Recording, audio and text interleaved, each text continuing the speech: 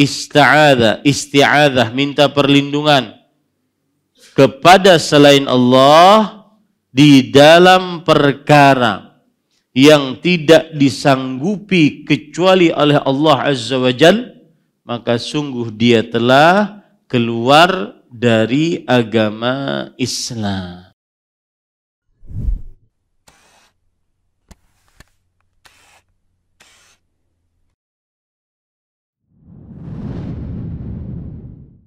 Wa khalaqa minha zawjaha wa batha minhuma rijalan katsiran wa nisaa'a wattaqullaha alladzi tasaaluna bihi wal arham innallaha kana 'alaikum raqiba. Ya ayyuhalladzina amanu taqullaha wa qulu qawlan sadida yuslih lakum a'malakum wa yaghfir lakum dhunubakum wa man yuti'illaha wa rasulahu faqad faza fawzan 'azima. Amma ba'd, fa inna asdaqal hadits kitabullah wa ahsanul hadi hadi Muhammadin sallallahu alaihi wa ala alihi wasallam wa syarrul umuri muhdatsatuha wa kullu muhdatsatin bid'ah wa kullu bid'atin dhalalah wa kullu dhalalatin finnar.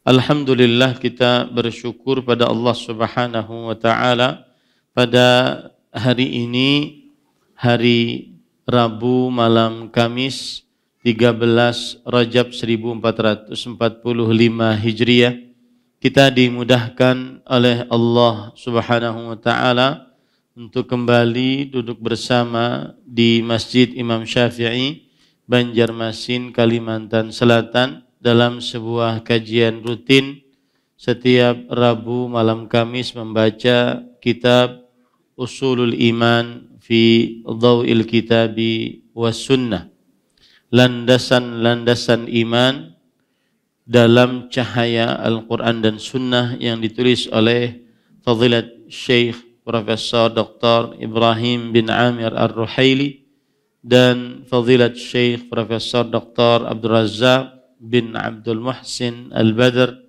dan Profesor Dr. Fadilat Syekh Dr. Saleh bin Sa'ad As-Suhaimi hafizahumullahu ta'ala.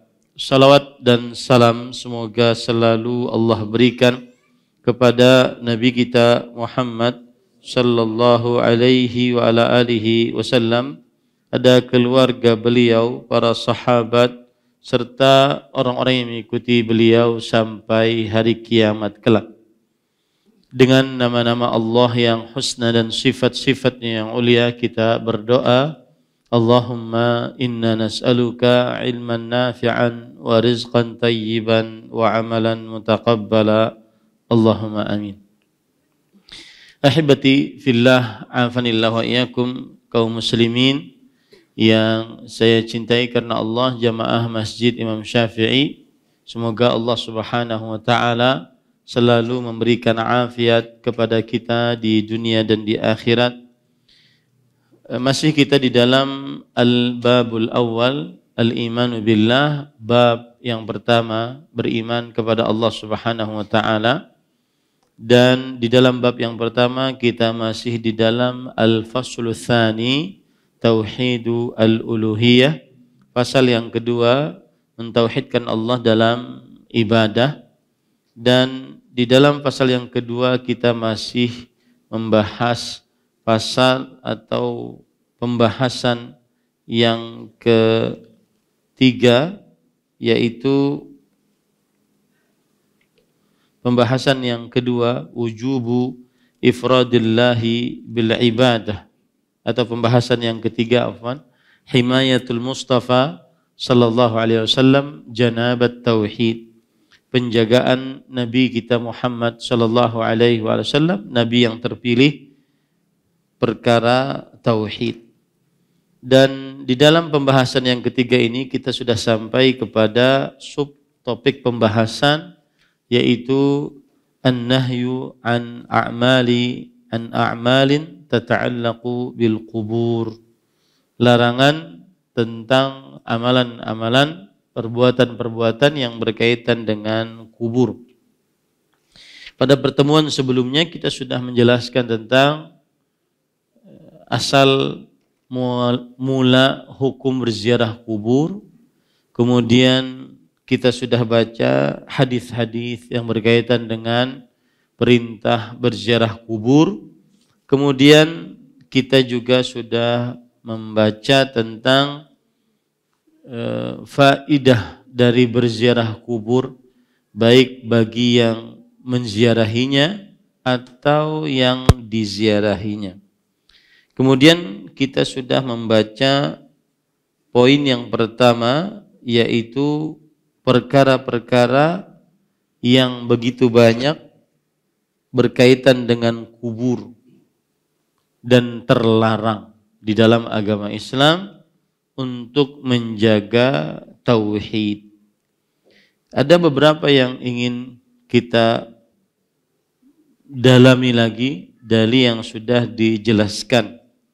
Saya baca perkara pertama yang berkaitan dengan kubur dan menziarahinya dan terlarang di dalam syariat Islam karena untuk menjaga tauhid. Penulis berkata, an-nahyu an qawlil al-hajri inda ziyaratil qubur. Wa qad taqaddama qawluhu sallallahu alaihi wasallam wa la taqulu hujran. Wal muradu bil hajr atau bil hujr kullu amrin mahdhurin syar'an. Yaitu yang pertama adalah larangan untuk mengucapkan hujran ketika berziarah kubur. Penulis berkata, telah lalu sabda Nabi Muhammad sallallahu alaihi wasallam bahwa janganlah kalian saat menziarahi kubur mengucapkan hujran. Dan yang dimaksud dengan hujran adalah setiap perkara yang terlarang secara syariat. Di dalam penjelasan para ulama yang lain adalah kullu kalamin batilin fahishin muharramin. Setiap ucapan yang batil dan keji dan diharamkan. Maka tidak boleh kita saat berziarah kubur mengucapkan hujran. Hujran yang dimaksud adalah setiap ucapan yang keji, yang batil, yang diharamkan. Nah, sampai di sini wa ya'ti fi muqaddimati dzalika asyirku billah bidu'ail maqburin wa su'alihim min dunillah wal istighatsati bihim wa talabil madadi wal afiyati minhum. Yang artinya, dan datang di dalam pendahuluan dari ucapan-ucapan yang terlarang adalah ucapan berupa kesyirikan. Seperti apa? Berdoa kepada orang-orang yang sudah dikubur. Meminta kepada orang-orang yang sudah dikubur dan meninggalkan Allah Subhanahu wa taala di dalam doanya. Beristighatsah, minta pertolongan dalam keadaan yang sempit kepada orang-orang yang sudah dikubur. Meminta madad ataupun kekuatan dan afiat, keselamatan, kesehatan, kenyamanan hidup dari mereka. Fa kullu dzalika minasyirkil buah wal kufris surah. Maka seluruh hal tersebut, ucapan tadi, adalah termasuk dari kesyirikan yang nyata, kekufuran yang jelas. Waqad thabata 'anil Nabi sallallahu alaihi wasallam ahaditsu adidah sarihah fil man'i min dzalika wan nahyi anhu wa la'ni fa'ilihi. Artinya, dan telah tetap dari Nabi Muhammad sallallahu alaihi wasallam hadis-hadis yang banyak tegas tentang larangan akan hal tersebut. Apa itu tadi? Yaitu berdoa kepada orang-orang yang sudah dikubur, meminta hajat kepada orang-orang yang sudah dikubur, minta pertolongan dalam keadaan yang sempit, atau disebut dengan istighatsah kepada orang-orang yang sudah dikubur, meminta kekuatan, kesehatan, afiat kepada orang-orang yang sudah dikubur. Terdapat hadis-hadis yang menunjukkan akan larangan-larangan tersebut. Nah, ini yang akan saya bahas, yaitu sebagai pendalaman hukum berdoa kepada orang yang sudah mati. Hukum berdoa kepada orang yang sudah mati. Kenapa Ustadz dibahas? Bukankah sudah jelas bahwa itu adalah kesyirikan? Maka jawabannya dibahas karena masih banyak yang melakukannya. Meskipun sudah jelas itu adalah kesyirikan. Meskipun sudah jelas itu adalah kesyirikan. Contoh misalkan, ada bacaan. Terkadang bacaan ini ada di depan kuburan-kuburan yang dianggap bakaramat. Bacaan-bacaan ini seperti misalkan, Salamullah ya sadah. Keselamatan dari Allah, wahai yang mulia. Minar rahmani yaghsyakum. Rahmat dari Allah yang maha pengasih meliputi kalian. Ibadallah. Wahai hamba-hamba Allah. Ji'nakum. Kami datang kepada kalian. Qasadnakum. Kami bermaksud menuju kalian. Talabnakum. Kami meminta kepada kalian. Tu'inuna. Tughithuna. Hendaknya kalian menolong kami. Hendaknya kalian memberikan ghaus kepada kami. Bihimmatikum wajadwakum, dengan kemuliaan dan keagungan kalian.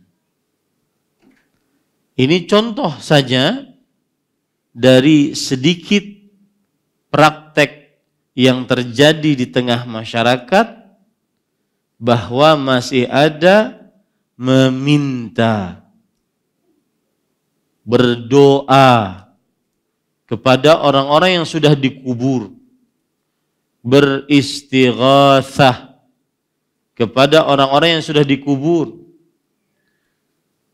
meminta kekuatan kepada orang-orang yang sudah dikubur, meminta afiat kepada orang-orang yang sudah dikubur. Ini sebab yang pertama. Karena masih terjadi praktek-praktek yang seperti ini. Maka harus dinasihati agar berdoa hanya kepada Allah Subhanahu wa ta'ala. Sebab yang kedua, Karena terjadi atau terdapat syubhat yang membolehkan berdoa kepada selain Allah. Salah satu syubhat yang tersebar adalah yaitu syubhat, kalau bahasa Arabnya, al-majaz al-aqli. Kalau bahasa Banuanya, hakikatnya sidin jua. Ketika seseorang minta kepada orang yang sudah dikubur, maka sebenarnya hakikatnya minta kepada Allah.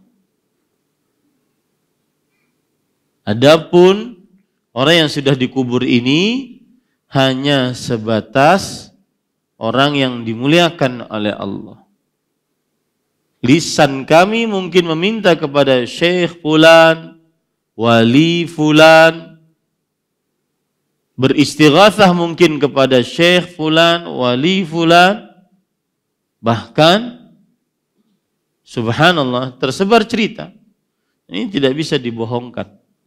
Apabila seseorang mau mengarungi sungai, maka dia lebih baik menyebut nama wali yang sudah meninggal daripada meminta pertolongan kepada Allah. Kenapa? Karena tadi majaz aqli. Syubhatnya namanya majaz aqli. Kalau bahasa Benua namanya adalah hakikatnya sidin jua. Hakikatnya kita minta juga, sebenarnya minta juga kepada Allah. Ini hanya ucapan di lisan, hati kita sebenarnya terpaut kepada Allah Subhanahu wa taala. Atau yang lebih parah, ucapan yang kita ucapkan tersebut, wahai wali fulan, maka wali fulan adalah Allah. Pusing lah? Sudah ya. Makanya semalam tidak dijelaskan. Karena sudah banyak yang kita pelajari, jadi saya tunda pertemuan ini. Ini syubhat yang pertama. Syubhat yang kedua yang dipakai adalah ketika seseorang mengatakan, wahai Syekh Fulan, beri saya anak, beri saya rezeki, beri saya jodoh. Maka ini tidak syirik akbar selama masih di dalam qalbunya meyakini Allah lah yang memberi. Ini syubhat. Jangan diuntal bulat-bulat syubhatnya ini. Bulik-bulik pian kena membolehkan berdoa kepada orang yang sudah mati. Ya. Jadi selama masih meyakini Allah yang rububiyah, maha pencipta, maha pengatur, maha kuasa, maka apapun yang terucap dari lisan tidak terpengaruh ke rububiyahan Allah Subhanahu wa taala dan tauhid rububiyah kita. Masih muslim, cuma dia salah dalam mengucapkan. Tidak syirik, tidak kufur. Dan itulah syubhat. Makanya para ulama mengatakan asy-syubhatu khattafah wa al-qulubu dha'ifah. Asy-syubhatu khattafah wal qulubu dha'ifah. Syubhat itu menyambar-nyambar. Kemudian hati itu lemah. Taib. Sebab yang ketiga adalah kenapa kita membahas tentang berdoa kepada orang yang sudah meninggal ini? Karena termasuk dari nawaqidul Islam, pembatal keislaman adalah berdoa kepada orang yang sudah meninggal. Maka ini hati-hati, harus dipahami sehingga kita menjauhinya dan tidak melakukan kesyirikan yang jelas di dalamnya. Bahkan Syekh mengatakan tadi, fakullu dzalika minasyirkil bawah wal kufris surah. Berdoa kepada orang yang sudah dikubur, memohon hajat kepada mereka, beristighatsah dengan mereka, meminta kekuatan, afiat dari mereka, seluruhnya itu adalah kesyirikan yang jelas, kekufuran yang terang. Baik, kita akan bahas poin ini. Nanti kalau cukup waktunya saya akan bahas tentang menjadikan membangun kuburan. Ya. Baik ada kuburan lalu dibangun atau ada bangunan lalu dimaksudkan kuburan. Kalau cukup waktunya, kalau tidak kita pekan depan pelan-pelan ya. Poin pertama. Doa adalah ibadah. Doa adalah ibadah. Nah, ada kitab menarik yang berjudul, sebentar, saya tidak bawa kitabnya.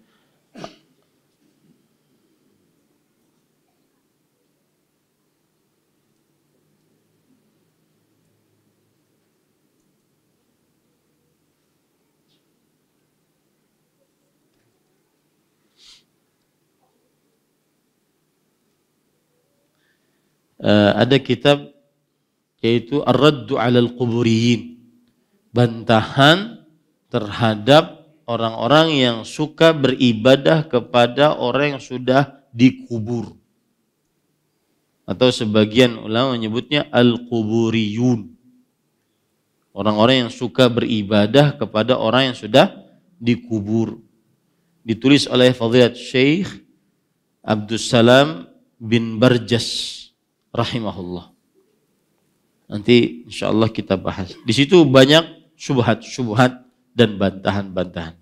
Saya ringkas saja. Para ikhwan yang dirahmati oleh Allah, yang pertama, doa adalah ibadah. Bahkan dia a'zamul ibadat. Ibadah yang paling agung. Maka wajib berdoa hanya kepada Allah Subhanahu wa taala semata. Karena siapa yang berdoa atau ista'ana, minta tolong, atau istaghatha, beristighatsah, minta pertolongan dalam keadaan yang sempit, atau isti'adzah, minta perlindungan kepada selain Allah di dalam perkara yang tidak disanggupi kecuali oleh Allah Azza wa Jalla, maka sungguh dia telah keluar dari agama Islam. Baik yang didoai tersebut adalah seorang nabi atau wali atau malaikat atau jin atau apapun dari makhluk. Ini keyakinan pertama yang wajib kita yakini. Ibadah, doa adalah ibadah. Bahkan ibadah yang paling agung. Maka wajib berdoa hanya kepada Allah. Siapa yang berdoa, baik itu isti'anah, minta tolong, istighatsah, minta pertolongan dalam keadaan yang sempit, isti'adzah, minta perlindungan kepada selain Allah dalam perkara-perkara yang tidak disanggupi kecuali oleh Allah Azza wa Jalla, maka sungguh dia telah keluar dari agama Islam. Baik yang diistighatsahi, yang didoai itu nabi atau wali atau malaikat atau jin. Allah Subhanahu wa taala berfirman dalam surat Yunus ayat 106 107, ini dalilnya. Wala tad'u min dunillah ma la yanfa'uka wa la yadhurruk fa in fa'alta fa innaka idzan minadh dhalimin. Dan janganlah kamu berdoa kepada selain Allah. Ya, hadisnya, ayatnya jelas. Ya, dan subhanallah para ikhwah, dari mimbar ini saya ucapkan ini nasihat, bukan mencela, bukan ingin merendahkan, apalagi membuat kekacauan di tengah masyarakat. Ini nasihat agar berdoalah hanya kepada Allah. Dan ini dakwah Nabi Muhammad sallallahu alaihi wasallam. Ya. Dan janganlah kalian berdoa kepada selain Allah yang tidak bisa memberikan manfaat atau mudarat kepadamu. Jika engkau lakukan itu, berdoa juga kepada selain Allah, maka engkau termasuk orang-orang yang zalim. Dan kezaliman yang dimaksud adalah kesyirikan. Allah berfirman dalam surat Luqman ayat 13, Inna syirka la zulmun azim. Sesungguhnya kesyirikan adalah kezaliman yang sangat besar. Nah, surat Yunus ayat 106 sampai 107. Perhatikan perkataan Imamul Mufassirin Abu Ja'far Ibnu Jarir At-Tabari dalam kitabnya Jami'ul Bayan fi ta'wili ayil Quran atau tafsir Ibnu Jarir At-Tabari. Yaqulu ta'ala dzikruh wa la tad'u ya Muhammad min duni ma'budika wa khaliqika syai'an la yanfa'uka fid dunya wala fil akhirah wa la yadhurruka fi dinin wala dunyan, yani bidzalika al-aliha wal asnam. Yaqulu la ta'budha rajiyan naf'aha aw khaifan durraha fa innaha la tanfa'u wa la tadur fa in fa'alta dzalika fad'autaha min dunillah fa innaka idzan minadh dhalimin. Perhatikan baik-baik. Allah berfirman, wahai Muhammad sallallahu alaihi wasallam, janganlah engkau berdoa kepada selain zat yang engkau ibadahi, selain penciptamu yang tidak bisa memberikan apapun di dunia dan di akhirat, dan tidak bisa memberikan mudarat kepadamu baik dalam urusan agama atau dunia. Yang dimaksud adalah berhala-berhala. Jangan engkau beribadah kepadanya mengharap naf'aha au khaifan darraha, mengharap manfaat kepadanya atau takut bahaya darinya. Maka sesungguhnya Tuhan-Tuhan berhala-berhala tersebut tidak memberikan manfaat, tidak juga memberikan mudarat.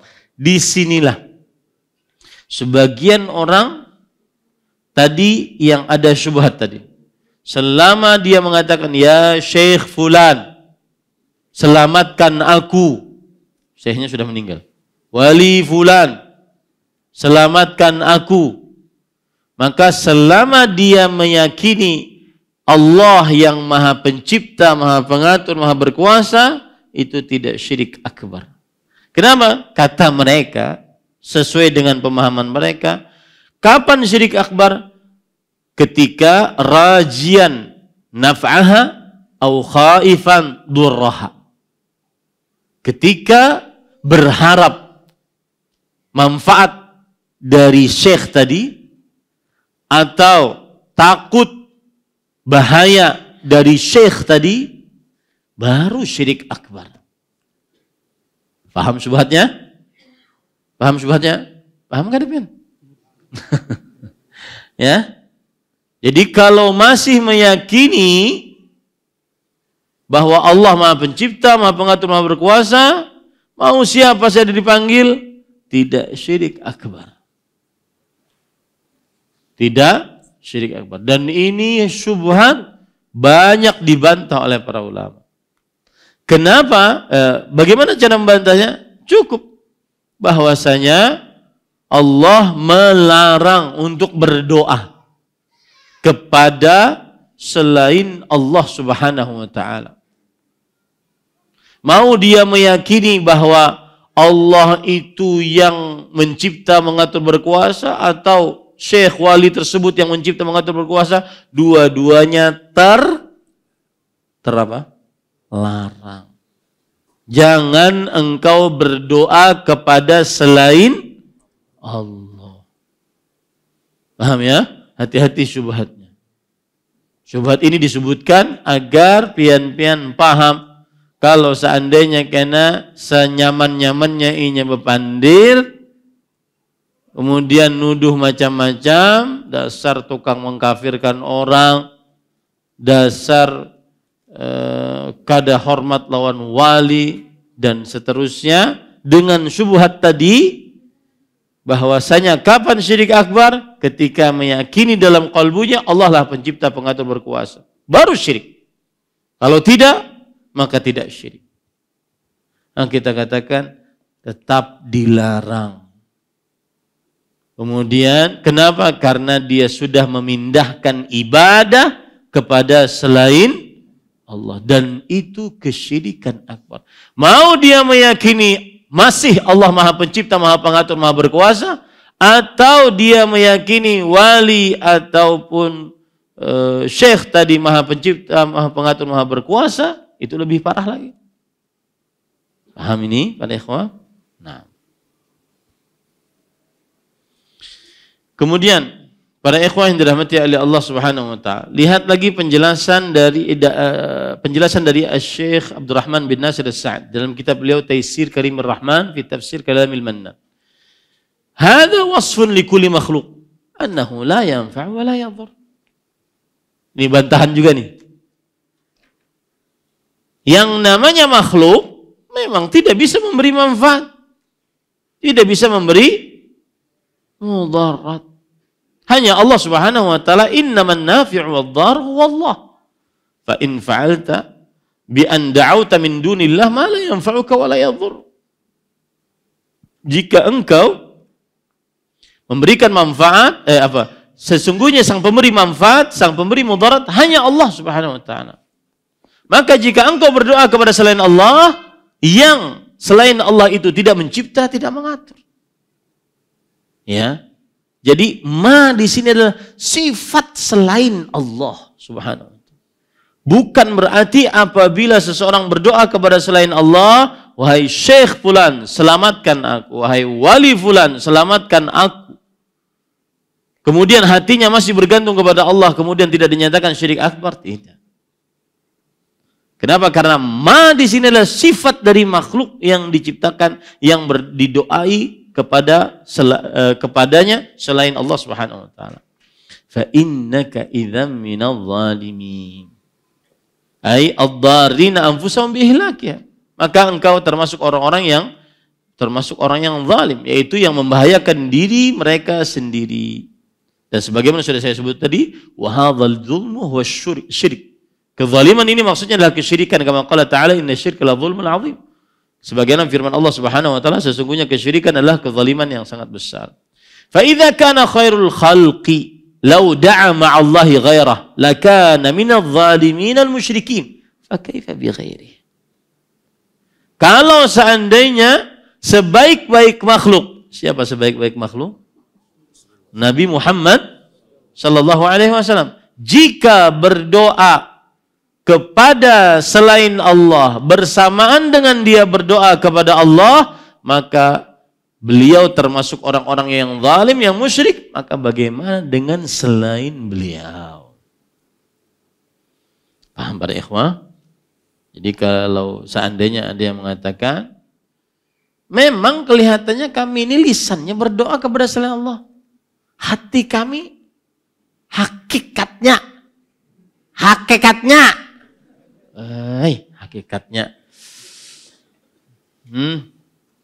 berdoa aja lawan Allah. Maka kita katakan, ya, jangankan seperti itu.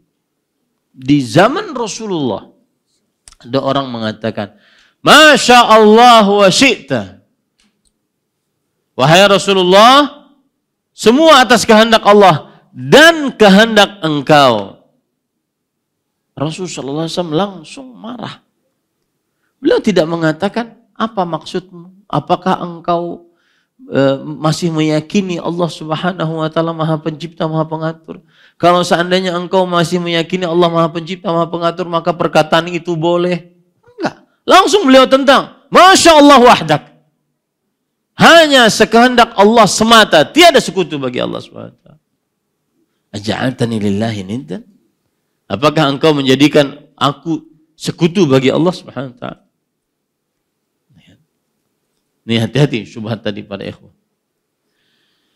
Nah, kemudian dalil yang lain, surat Asy-Syu'ara ayat 213. Fala tad'u ma'allahi ilahan akhar fatakuna minal mu'adzabin. Maka janganlah engkau berdoa kepada seorang Tuhan lain bersamaan engkau berdoa kepada Allah. Maka engkau akan termasuk orang-orang yang diberi siksa. Imam Asy-Syaukani rahimahullah di dalam kitab beliau Tafsir Asy-Syaukani atau yang disebut dengan Faidul Qadir. Amara nabiyahu sallallahu alaihi wasallam bidu'a illahi wahdah. Ya. Allah memerintahkan nabinya untuk berdoa kepada Allah semata. Fala tad'u ma'allahi ilahan akhar. Janganlah kamu berdoa wahai Muhammad sallallahu alaihi wasallam kepada Tuhan bersamaan kamu berdoa kepada Allah. Wa khitabun Nabi sallallahu alaihi wasallam bihadza ma'a kaunihi munazzahan anhu ma'suman minhu la hathil ibadi ala tauhid. Redaksi untuk Nabi Muhammad sallallahu alaihi wasallam dengan ini, dengan ayat ini, padahal Nabi Muhammad SAW tidak mungkin melakukan kesyirikan. Terjaga beliau dari kesyirikan. Tujuannya adalah untuk memerintahkan para hamba agar bertauhid. Wa nahyihim an syawa'ibis syirk.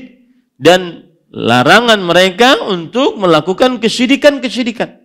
Wa ka'annahu qala anta akramul khalqi alayya wa a'azzahum 'indi. Walau ittakhadta ma'i ilahan la'adzabtuka fa kaifa bighairika minal ibad. Seakan-akan Allah berfirman, engkau wahai Muhammad sallallahu alaihi wasallam makhluk paling mulia di sisiku, paling agung di sisiku. Tapi jika engkau berdoa kepada Tuhan lain bersamaan dengan berdoa kepada aku pasti siksa engkau. Terlebih lagi hamba-hamba selain engkau. Baik. Hari-hari ini ulun berharap kalau kajian Rabu malam Kamis agar sebelum masuk kajian makan dulu lah. Karena mungkin lawas kita kajiannya. Ya, karena tadi kita mulai mungkin baru 40 menit atau sekian menit gitu, setengah jam. Azannya sekarang landung. Kalau saya cukupkan, padahal permasalahan belum selesai. Nanti jadi mohon dimaklumi kalau agak panjang ya. Dan jangan bulik. Yang bulik tuh ilmunya setengah. Mungkin dapat syubhat aja. Ya. Karena kebiasaan kadang-kadang bisa di luar gitu. Sabarlah, sabar. Insya Allah dapat faedah. Dan tuan guru dulu kan, maka mereka bahkan kajian-kajian malam, kajian malam, tempat yang gelap. Atau sambil berokok, Al-Fatihah keluar. Subhanallah. Ya. Sedangkan kita di masjid tidak ada yang disembunyi-sembunyikan. Yang jelas bersabarlah, sabar. Taib. Dalil yang keberapa sekarang? Dalil yang pertama adalah surat Yunus ayat 106. Dalil yang kedua surat Asy-Syu'ara ayat 213. Kemudian dalil yang ketiga sekarang Al-Jin ayat 18. Wa annal masajida lillah fala tad'u ma'allahi ahadan. Yang artinya dan bahwa masjid-masjid adalah milik Allah, maka janganlah kalian berdoa kepada seorang pun bersamaan dengan kalian berdoa kepada Allah Subhanahu wa taala. Imam Ibnu Jarir At-Tabari berkata, "Wala tusyriku bihi fiha syai'an, walakin afridu lahu at-tauhid wa akhlisu lahu al-ibadah." Janganlah kalian mensyirikkan Allah di dalam doa tadi dengan sesuatu apapun, atau di dalam masjid-masjid tadi dengan sesuatu apapun. Akan tetapi tauhidkanlah Allah Subhanahu wa taala di dalam berdoa hanya kepadanya dan ikhlaskanlah untuk Allah ibadah. Kemudian ada penjelasan menarik juga dari Imam Al-Qurtubi rahimahullah dalam kitab beliau Al-Jami' li Tafsir Al-Qurtubi rahimahullah. Beliau mengatakan, "Hadza tawbikhun lil musyrikin fi du'aihim ma'allahi ghairahu fil Masjidil Haram." Ini adalah celaan untuk orang-orang musyrik. Karena mereka berdoa kepada selain Allah bersamaan dengan berdoa kepada Allah di dalam Masjidil Haram. Subhanallah ya. Kurang ajar itu berarti. Qala Mujahidun, Imam Mujahid ibn Jabr rahimahullah, seorang ahli tafsir di generasi tabi'i, yang para ulama mengatakan, "Idza ja'aka an Mujahid fahasbu." Jika datang tafsiran dari Imam Mujahid cukup bagimu. Maksudnya tafsirannya pasti benar. Kanatil yahudu wan nasara idza dakhalu kanaisahum wa bi'ahum asyraku billah. Kaum Yahudi Nasrani jika mereka masuki gereja-gereja mereka, sinagog-sinagog mereka, mereka mensyirikan Allah. Fa amara Allahu nabiyahu wal mu'minin an yukhlisu lillahi da'wah idza dakhalul masajida kullaha. Makanya Allah Subhanahu wa taala memerintahkan kepada Nabi Muhammad sallallahu alaihi wasallam dan orang-orang beriman untuk memurnikan doa hanya kepada Allah jika mereka masuk masjid-masjid mereka ya, seluruhnya. Nah, ini para ikhwan yang dirahmati oleh Allah Subhanahu wa taala. Ini menunjukkan bahwa tidak boleh berdoa kepada selain Allah. Mau dia meyakini Allah Maha Pencipta, Maha Pengatur, Maha Berkuasa, masih meyakini seperti itu, atau sudah tidak meyakini, tetap tidak boleh berdoa kepada selain Allah. Karena ayatnya jelas. Fala tad'u ma'allahi ahad. Janganlah kalian berdoa kepada seorang pun bersamaan dengan kalian berdoa kepada Allah. Tidak ada disebutkan kalau seandainya kamu masih meyakini Allah Maha Pencipta, Maha Pengatur, maka boleh tidak kesyirikan. Enggak ada disebutkan seperti itu. Nah, dalil yang selanjutnya, surat Al-Qasas ayat 88. Wala tad'u ma'allahi ilahan akhar la ilaha illa huwa kullu syai'in halikun illa wajhah lahul hukmu ilaihi turja'un.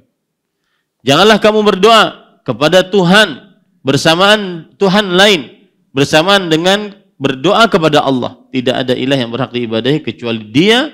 Segala sesuatu akan hancur kecuali wajahnya. Hanya milik Allah segala keputusan dan hanya kepadanya dikembalikan, kalian akan dikembalikan. Para ikhwan yang dirahmati oleh Allah Subhanahu wa taala, Imam Ibnu Jarir mengatakan, "Wala ta'bud ya Muhammad ma'a ma'budika alladhi lahu ibadatu kulli syai' ma'budan akhar siwa." Wahai Muhammad sallallahu alaihi wasallam, jangan kamu beribadah bersamaan dengan zat yang kamu ibadahi, yang mana ibadah seluruhnya hanya miliknya, dengan zat yang kamu ibadahi selain Allah Subhanahu wa taala. Tidak boleh. Ya, tidak diperbolehkan. Nah ini. Bahkan dalil yang lain surah Al-Ahqaf ayat 5 sampai 6.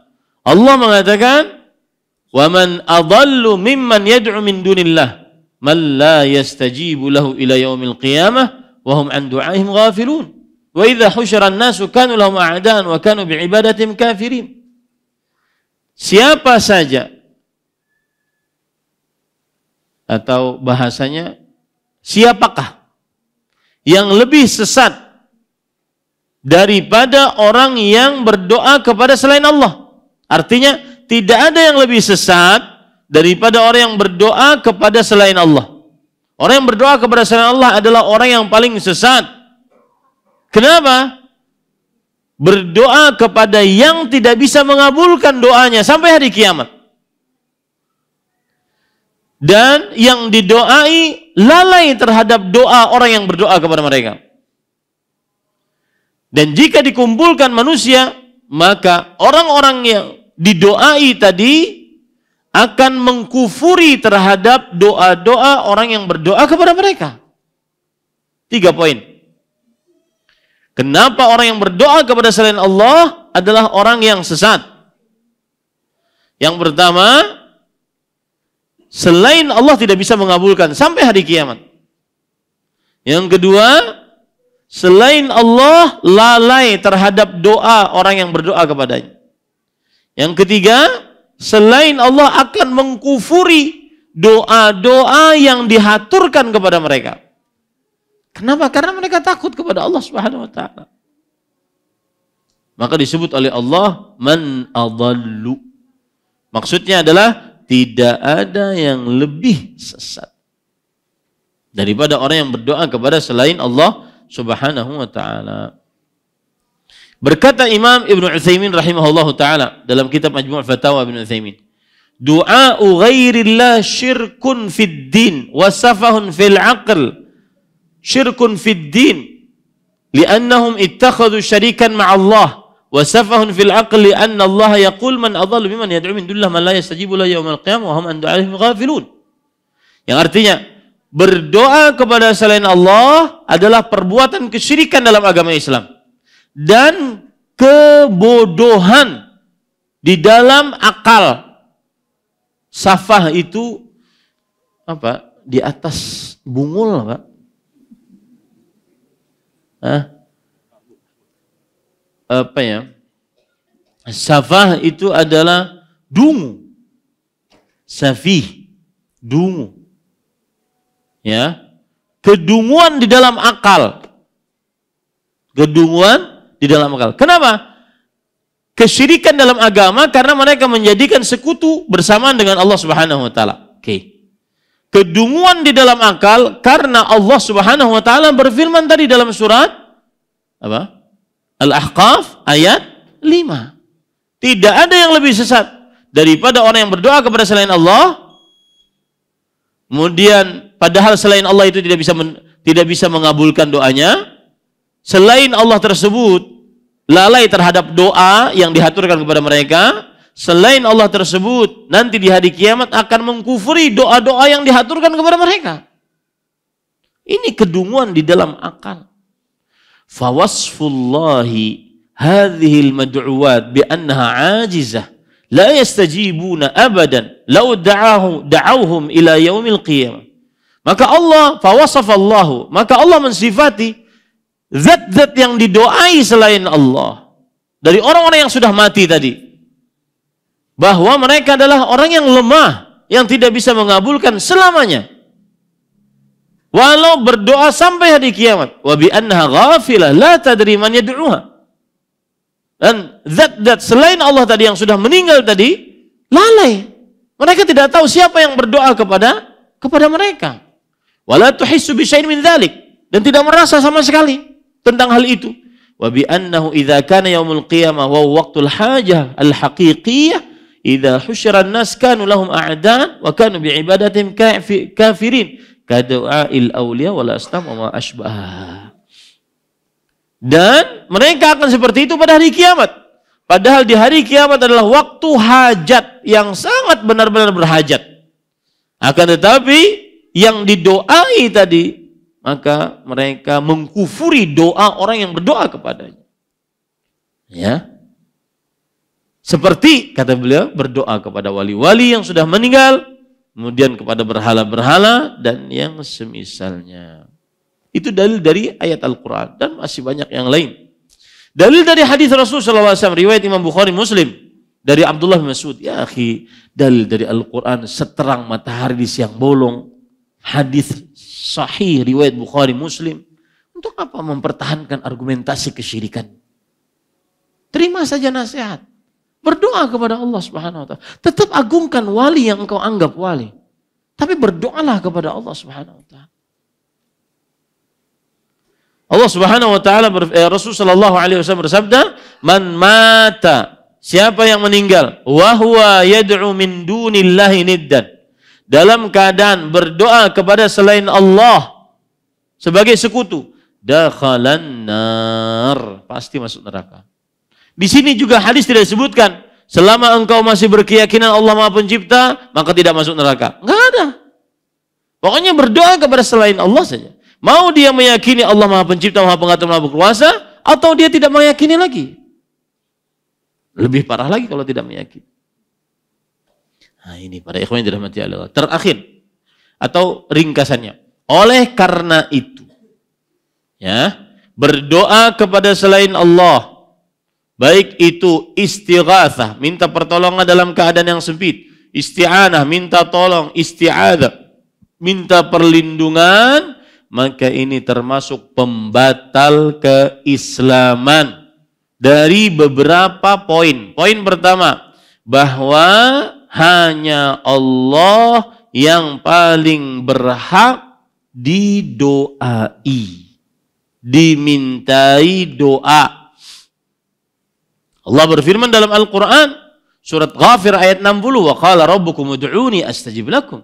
Rabb kalian berfirman, berdoalah kalian kepadaku, niscaya aku kabulkan bagi kalian. Ya. Imam Ibnu Jarir mengatakan, u'budni wakhlisu li al-ibadah duna man ta'buduna min duni minal awthan wal asnam. Berdoalah, ibadahilah aku. Murnikan ibadah kalian hanya untukku. Tidak kepada yang kalian, siapapun yang kalian sembah selain aku. Baik berhala ataupun patung-patung dan seterusnya. Ini sisi yang pertama. Sisi yang kedua, saya ringkas pada ikhwan yang dirahmati Allah, adalah Allah menamai doa kepada selain Allah sebagai kesyirikan dan kekufuran. Ya, Allah menamai doa kepada selain Allah sebagai kesyirikan dan kekufuran. Dalam surat Al-An'am ayat 40-41. Bal iyyahu tad'un fayakshifu ma tad'una ilaih in syaa wa tansawna ma tusyrikun. Tetapi hanya kepada Allah lah kalian berdoa, maka Allah akan mengangkat, memberikan, mengabulkan apa yang kalian berdoa kepadanya jika Allah kehendaki. Dan lupakanlah apa yang kalian syirikkan, yaitu berdoa kepada selain Allah. Allah menyebut berdoa kepada selain Allah adalah kesyirikan. Jadi jangan ragu para ikhwah. Berdoa kepada selain Allah adalah kesyirikan. Kemudian yang ketiga, sisi yang ketiga, berdoa kepada makhluk ini berarti menyamakan makhluk yang lemah dengan Allah yang Maha Pencipta, Maha Kuat, Maha Kuasa. Doa hak mutlak hanya milik Allah Subhanahu wa taala semata. Ya, siapa yang berdoa kepada selain Allah berarti menyamakan makhluk yang lemah kepada Allah yang maha kuat dan maha kuasa. Jadi memang akhirnya benar, inna syirka la dzulmun adzim. Kesyirikan adalah kezaliman yang sangat besar. Kenapa kesyirikan kezaliman yang sangat besar? Memalingkan hak paling istimewa yang dimiliki oleh Allah, yaitu ibadah dan doa kepada makhluk yang lemah, yang diciptakan, yang tidak mempunyai apa-apa. Ini adalah kezaliman yang sangat luar biasa. Ini para ikhwan yang dirahmati oleh Allah Subhanahu wa taala. Kemudian, nah ini yang paling menarik, panjang tapi bersabarlah antum ya. Yang keempat, para ulama berijma', konsensus, bersepakat bahwa siapa saja yang berdoa kepada selain Allah atau beristighatsah kepada selain Allah di dalam perkara yang tidak disanggupi kecuali oleh Allah, maka dia kafir, keluar dari agama Islam. Ijma' para ulama. Saya bacakan beberapa perkataan mereka. Di antaranya Imam Ibnu Aqil rahimahullahu taala. Ibnu Aqil ini ulama Islam abad ke-8 Hijriah, wafat pada tahun 769 Hijriah. Beliau berkata disebutkan di dalam kitab Talbis Iblis yang ditulis oleh Imam Ibnu Jauzi, kemudian Ighatsatul Lahafan yang ditulis oleh Imam Ibnu Qayyim rahimahullah.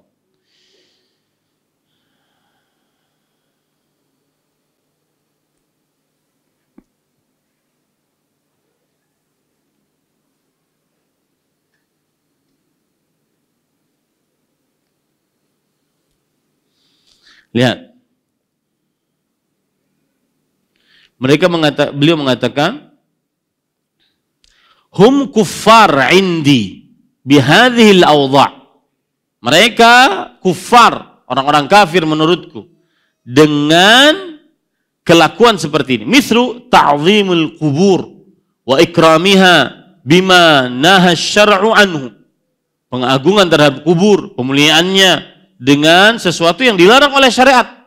Min iqadin niran wa taqbiliha wa takhliqiha, seperti menyalakan lampu-lampu, kemudian mencium kuburan, kemudian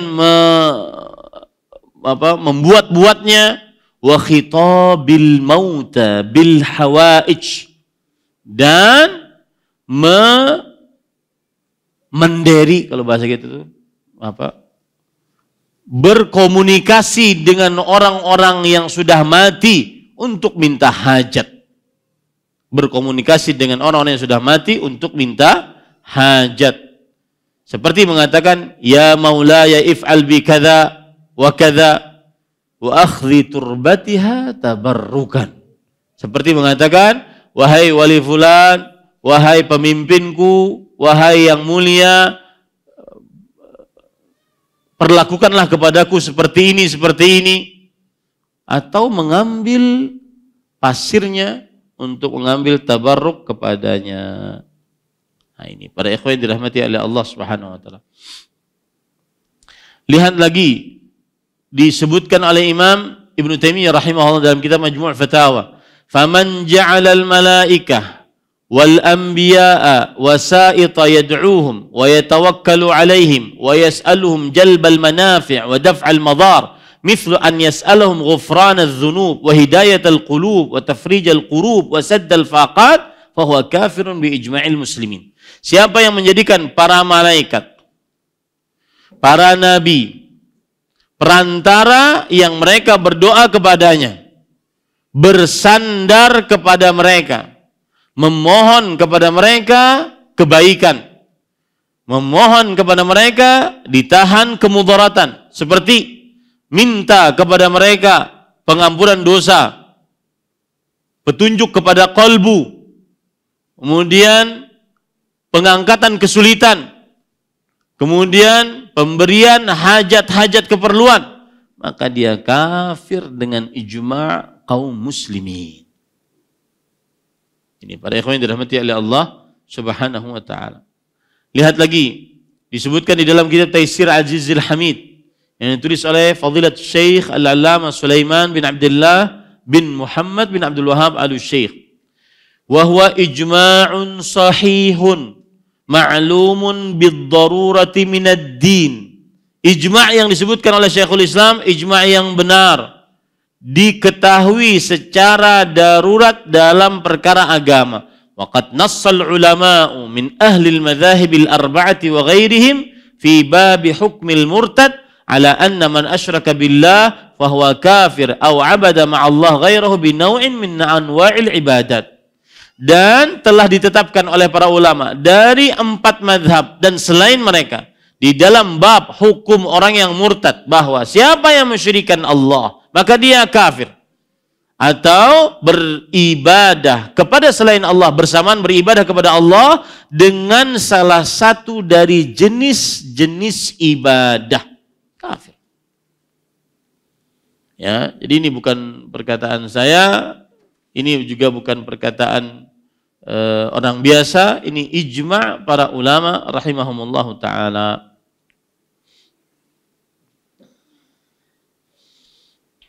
Lihat lagi perkataan Ibnu Abdul Hadi dalam kitab As-Sarimul Manki, walau ja'a insanun ila sariril mayyit yad'uuhu min dunillah wa yastaghitsu bih kana syirkan muharraman bi ijma'il muslimin. Kalau seandainya ada orang datang kepada mayat yang masih di atas ranjangnya, kemudian berdoa kepada mayat tersebut, beristighatsah kepada mayat tersebut, maka ini syirik yang diharamkan dengan ijma' kaum muslimin. Jadi para ikhwan yang dirahmati oleh Allah Subhanahu wa taala, ini nasihat agar berdoa hanya kepada Allah Subhanahu wa taala. Itu yang bisa disampaikan. Dan masih banyak perkataan-perkataan para ulama, tidak cukup waktunya kita sebutkan. Alhamdulillah selesai jam 8:30.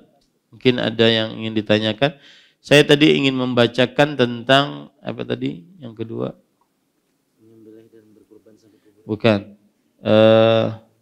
Ini tentang berdoa kepada orang yang sudah meninggal. Ada yang kedua yang ingin saya sampaikan tadi? Hah? Enggak, bukan. Karena yang dalam kepala ini banyak. Hah? Oh ya, membangun bangunan. Tapi enggak cukup waktunya ya. Insya Allah pekan depan bagaimana tentang membangun bangunan di atas kuburan. Ya, semoga yang disampaikan bermanfaat. Wallahu a'lam. Ada yang bertanya?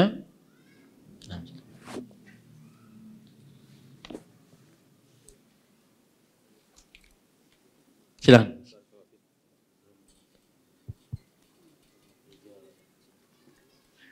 Barakallahu fiik Ustaz. Barakallahu fiik Ustaz. Wa fiikum barak. Sebagian orang kalau udah sukses tuh bernazar ke kuburan tuh gimana Ustaz? Hukumnya Ustaz? Ya. Apa? Sebagian orang bernazar ke kuburan setelah dia sukses tuh gimana Ustaz? Hukumnya Ustaz? Bernazar ke kuburan. Baik. Bismillah, walhamdulillah, wassalatu wassalamu ala rasulillah wa ala alihi wa ashabihi wa man walah amma ba'd. Kita ingin dudukan dulu permasalahan awal. Apa hukum bernazar? Hukum bernazar adalah ibadah yang disyariatkan dalam agama Islam. Allah berfirman dalam Al-Quran, yufuna bin nadhri. Orang-orang yang beriman, mereka menunaikan nazar mereka. Apa itu nazar? Nazar adalah seseorang mewajibkan sesuatu pada diri sendiri yang tidak diwajibkan di dalam syariat Islam. Seperti yang disebutkan tadi. Apabila saya sukses, saya akan bernazar berziarah ke kuburan wali fulan. Maka jawabannya adalah berziarah kubur disyariatkan. Maka diperbolehkan seseorang untuk berziarah kubur. Asalkan berziarah kuburnya yang dibenarkan dalam agama Islam. Karena Rasulullah SAW bersabda, "Man nadhara an yuti' Allah, falyuti'hu wa man nadhara an ya'si Allah, fala ya'sihi." Barang siapa yang bernazar untuk mentaati Allah Subhanahu wa taala, maka taatilah Allah. Barang siapa yang bernazar untuk bermaksiat, maka janganlah dia bermaksiat. Ketika dia bernazar untuk menziarahi kubur, maka berziarah kubur adalah ketaatan kepada Allah Subhanahu wa taala. Diperbolehkan. Akan tetapi nanti di sini dilihat apakah dia melakukan safar dengan ziarah kubur tersebut. Karena nanti ada hadis lain, la tushaddur rihal illa ila thalathati masajid. Tidak diperbolehkan bersusah payah bepergian dalam rangka ibadah kecuali ketiga masjid. Masjidil Haram, Masjidil Hadza, Masjidil Aqsa. Masjidil Haram yang ada di kota Mekah, masjidku ini, Masjid Nabawi, dan Masjidil Aqsa. Nah, kalau seandainya nazarnya tadi sampai bepergian, maka ini tidak diperbolehkan. Karena kita menguatkan pendapat tidak ada bepergian dalam rangka ibadah bersusah payah kecuali ketiga masjid. Kemudian yang kedua, dilihat juga ketika berziarah kubur, apakah benar-benar berziarah kubur ataukah melakukan perbuatan-perbuatan kesyirikan atau perbuatan bid'ah. Jika melakukan kesyirikan dan perbuatan bid'ah, maka tidak diperbolehkan. Wallahu a'lam. Nah, ada yang lain? Cukup?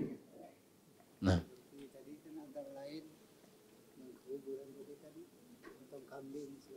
Itu nanti kita akan bahas. Jangan kelajuan. Memotong kambing katanya. Memotong kambing di kuburan. Ada, insya Allah kita bahas nanti. Baik, pertanyaan dari WhatsApp. Apa hukumnya menghadiri sholat jenazah dan menghadiri pemakaman keluarga yang diketahui acara pemakaman tersebut ada bid'ah dan hal yang menyelisihi sunnah Nabi Muhammad SAW? Begini para ikhwah.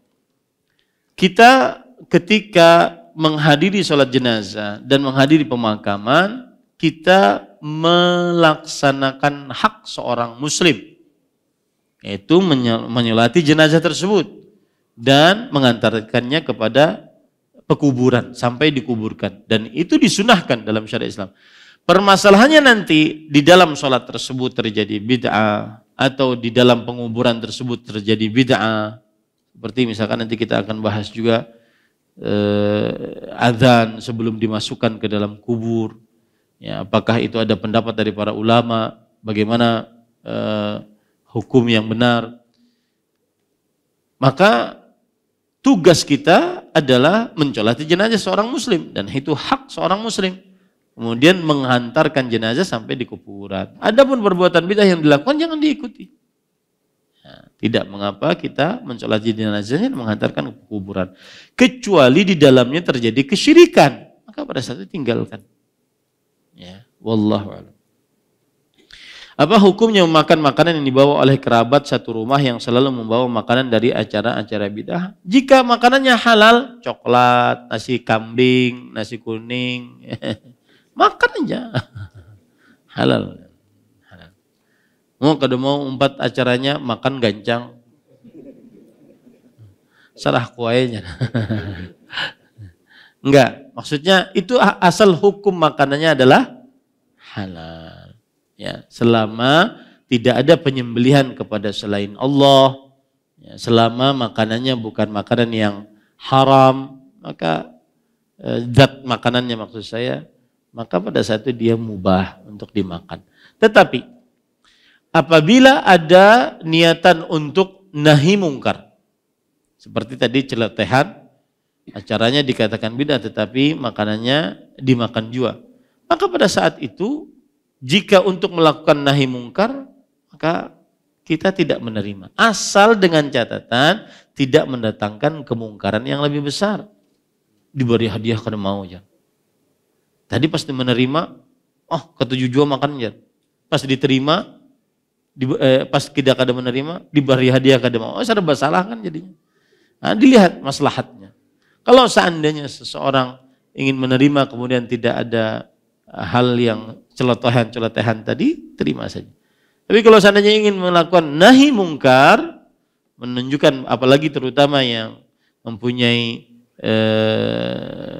kedudukan tokoh agama dan bisa menjelaskan, maka dia boleh untuk menolaknya, tetapi jangan sampai mendatangkan kemungkaran yang lebih besar. Ini kira-kira yang bisa disampaikan dan mohon diingatkan nanti panitia agar saya membahas tentang membangun kuburan, ya, membangun kuburan. Ini yang bisa disampaikan. Kita cukupkan dengan kafaratul majlis. Subhanakallah bihamdik, asyhadu an la ilaha illa anta astaghfiruka wa atubu ilaik. Wa sallallahu nabiyana Muhammad walhamdulillahirabbil alamin. Wassalamualaikum warahmatullahi wabarakatuh. Terima kasih. Jazakumullah khairan wa barakallahu fikum. Video ini dibuat atas partisipasi dari donasi Anda. Semoga menjadi amal jariah bagi Anda semuanya.